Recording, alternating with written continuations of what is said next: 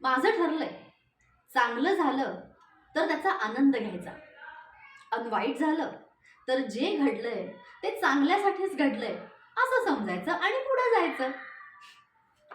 तुला एक सांगू का, जे घडतंय ते आपल्या मनाने एकदा स्वीकारलं की सगळ्या गोष्टी सोप्या होतात.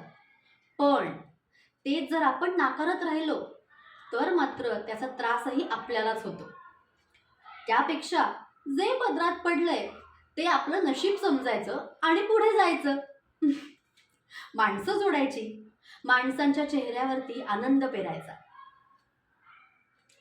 कारण माणसं ना मनात लई दुःख घेऊन जगतात बघ.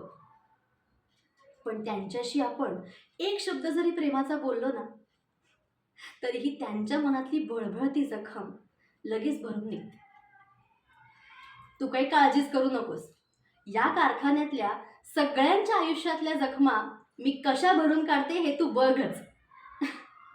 माझं ठरलंय, सगळ्यांशी प्रेमाने वागायचं. पण हा, इकडच्या लोकांना जर कोणी मुद्दामून त्रास द्यायचा प्रयत्न केला तर मात्र त्यांची गाठ माझ्याशी आहे. समजलं?